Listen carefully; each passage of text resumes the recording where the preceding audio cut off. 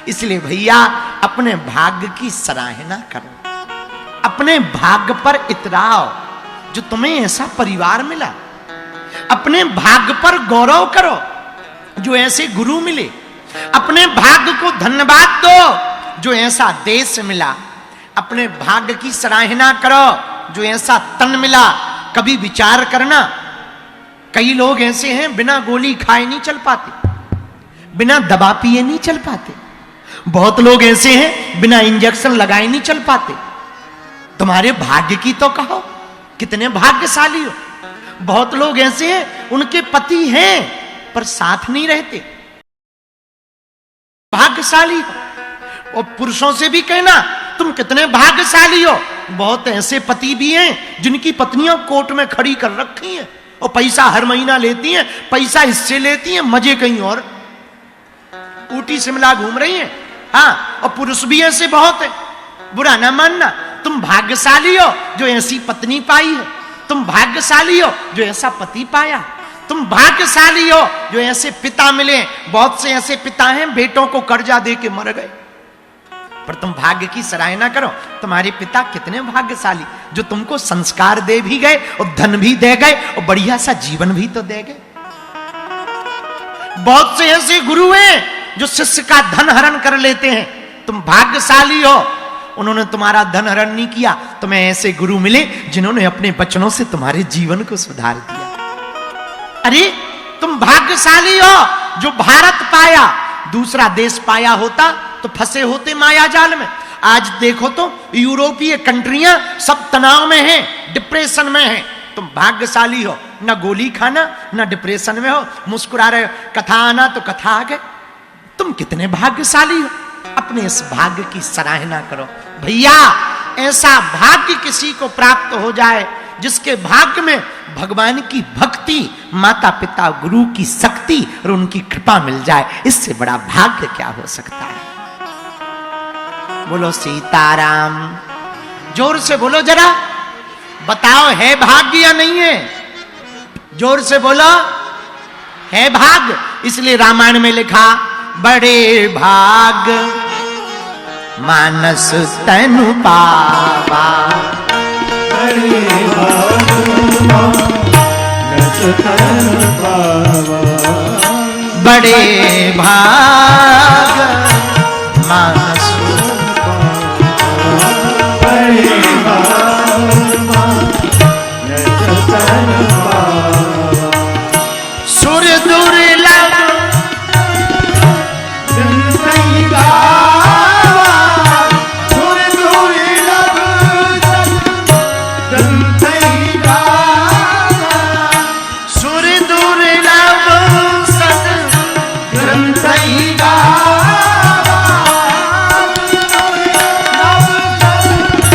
ग्रंथ गावा। श्री राम जय राम, जय जय राम, श्री राम जय राम, श्री राम जय राम, जय राम।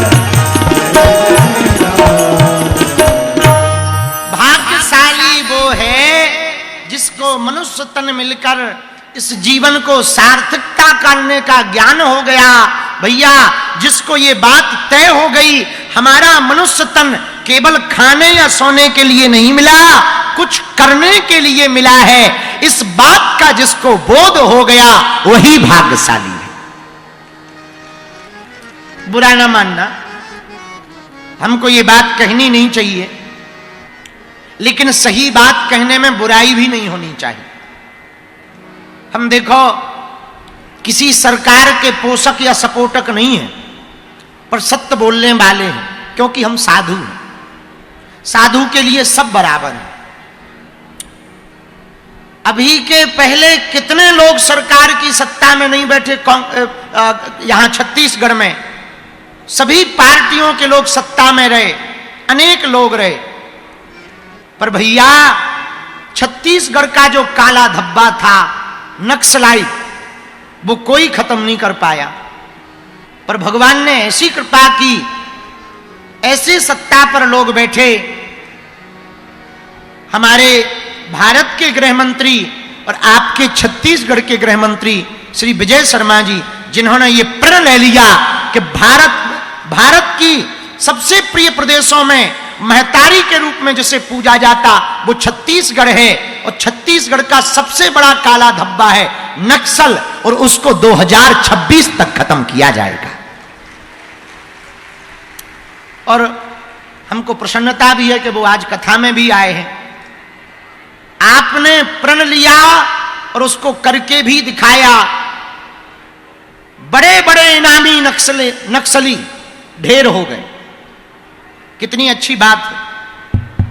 देखो, पद को पा लेना बड़ी बात नहीं है, पद पर बैठ करके उस पद का सदुपयोग करना बहुत बड़ी बात है। इससे छत्तीसगढ़ की जो गति है उस गति में और 4 चांद लगेंगे और छत्तीसगढ़ निरंतर पूरे देश में आगे बढ़ता जाएगा।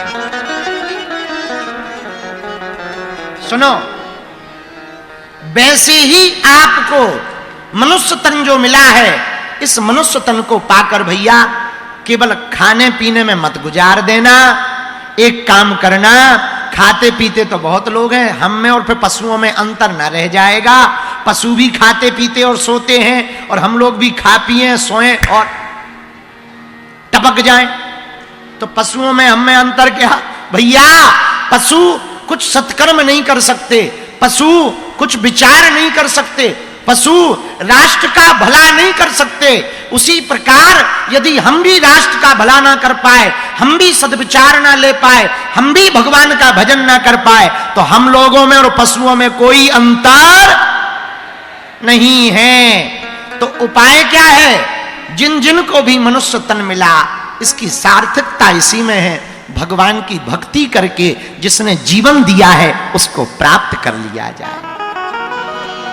भगवान मिलेंगे कहां?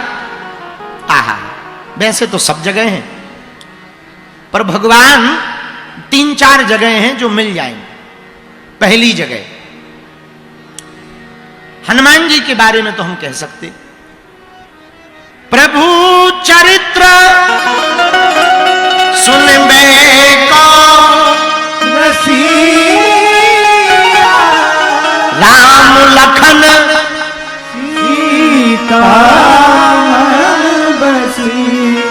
हनुमान जी राम कथा के रसिक हैं, तो जहां जहां राम जी की कथा होगी, यत्र यत्र रघुनाथ कीर्तनम तत्र तत्र कृतमस्तिकांजलि, जहां जहां भगवान की कथा होती वहां हनुमान जी आ जाते। अब आप कहोगे महाराज हनुमान जी तो आते हैं पर हमें नहीं दिखाई पड़ते। भैया, जिन आंखों से तुम वासना देखते हो, जिन आंखों से तुम ईर्षा देखते हो, जिन आंखों से तुम संसार के मद मत्सर लोभ मोह देखते हो, उन आंखों से हनुमान जी थोड़ी दिखाई देंगे। तो आप क्या कहोगे, गुरुजी आंखें बदल लें? ना ना ना, आंखें नहीं बदलना है, विचार बदलना है। विचार बदलोगे हनुमान जी दिखाई देंगे। गुरुजी विचार कौन से लाएं? सुनो, हरि व्यापक सर्वत्र समाना, हरि व्यापक हरि व्यापक सर्वत्र समाना, हरि व्यापक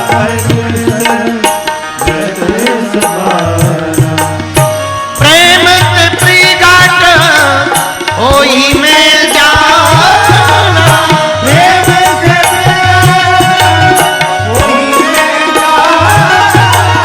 प्रेम ते प्रिगाट होई में जाना, प्रेम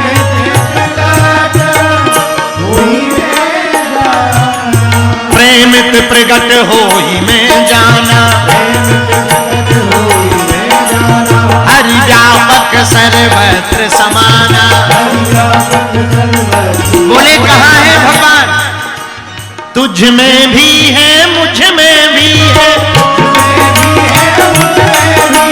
सारे जग में तू ही तू है, तू ही तू है, तू ही तू है, इधर भी वो है,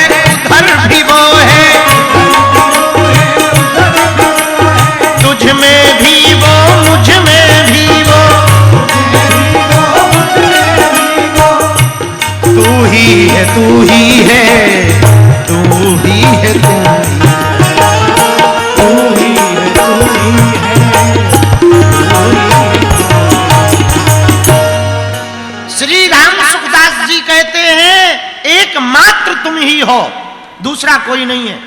ये विचार तुम्हारे अंदर यदि पुष्ट हो जाए कि भगवान ही एकमात्र है, दूसरा कोई नहीं, तो ना तो तुम्हारे अंदर बैर रहेगा, न पाप रहेगा, न लोभ रहेगा, न लालच रहेगा। बोले क्यों? बोले जब तुम में भी राम है, हम में भी राम है, तो एक राम दूसरे राम की बुराई क्यों करे? बुराई कब करते हैं? जब भेद हो। भाई ये अलग है, हम अलग है। आदमी अपने परेशानी से ज्यादा परेशान थोड़ी है, पड़ोसी के सुख को देखकर ज्यादा हैरान। वाह, इनकी देखो पीली साड़ी है, ये पीली साड़ी क्यों पहनाई? ये लाल साड़ी क्यों इन्होंने खरीद ली? अरे भाई, हे बहन जी, हे देवी त्रिपुर सुंदरी माता, काहे को बेफिजूली में टेंशन ले रही हो? उनकी पीली है, तुम्हारी लाल साड़ी है या नीली साड़ी है, भगवान की देन है। तुम ऐसा कर्तव्य करो कि तुम हरदीली ले लो।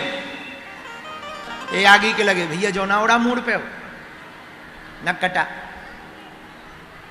भैया सब में भगवान है, पर ये देखने का विचार कब आएगा? जब आपके अंतर आत्मा में भेद खत्म हो जाएगा। वो भी दूसरा नहीं है, हम भी दूसरे नहीं हैं। जो राम हमारे अंदर है, वो राम तुम्हारे अंदर है। सुनो, बुरा ना मानना, पर आप कहोगे जब सब में राम है तो कहानी खत्म है। बिल्कुल कहानी खत्म। जीवन जीने का मजा तो इसी में आएगा। हम लोगों के अंदर पाप क्यों आता है? जब दूसरों को दूसरा और अपनों को अपना माने। दुख किस बात का है? अपनेपन का दुख होता है। पड़ोसी के लड़का की नौकरी लग जाए, तुम्हारा लड़का फेल हो जाए, तो क्या होगा? अंदर आग ऐसे लगेगी जैसे ज्वालामुखी फट गई हो। हाँ, अरे भाई, उसकी नौकरी लग गई, तुम्हारी नहीं लगी, भगवान को धन्यवाद दो। अपने लड़का को समझाओ, भाई सुधर जा, कीर्तन कर, भजन कर, ध्यान कर, थोड़ा पढ़, ठीक से एकाग्र भाव से पढ़, एक चित्त होकर पढ़, एक निष्ठ होकर पढ़, ताकि जैसे उसने उपलब्धि पाई तुम भी उपलब्धि पाओ। अंदर जलन नहीं, धन्यवाद की भावना होनी चाहिए कि भगवान ने बड़ी कृपा की, हमारे लड़के की लग जाएगी, पर कम से कम पड़ोसी में तो एक ऑफिसर बना दिया। वो भी तो किसी का लड़का है, वो भी तो किसी का बालक है, वो भी तो किसी का भाई है, जैसे तुम्हारा है। अब आदमी के बारे में सुनना जरा। हम लोग रोज अखबार पढ़ते हैं, चाय पीते हैं, अखबार में न्यूज आती, लो 30 मर गए। 30 नहीं मरे होंगे, अखबार वालों ने झूठ बोला, 35 मरे होंगे। लाओ जरा बिस्कुट लाओ, बताओ 35 मर गए हैं और तुम बिस्कुट मंगा रहे। लेकिन उसी अखबार में जो 30 मरे हैं, किसी अपने का नाम आ जाए सो चाय छूट जाती। बोलो छूट जाती कि नहीं? हाँ या ना? इससे सिद्ध होता है मरने का दुख नहीं होता है, अपने मरने का दुख होता है कि वो अपना है। अब इस संसार में यदि हम सबको अपना मान लें तो दुख भी रहेगा, सुख भी रहेगा। दूसरों के सुख देख करके तुम्हें भी सुख मिलेगा, दूसरों को रोता देखकर तुमको भी बुरा लगेगा। ऐसा यदि अपने जीवन में आप उतार लोगे तो हमें लगता आप कभी दुखी नहीं रहोगे। दूसरों के सुख को देखकर यदि प्रसन्नता आने लगे, समझना तुमने जीना सीख लिया। जीना क्या है?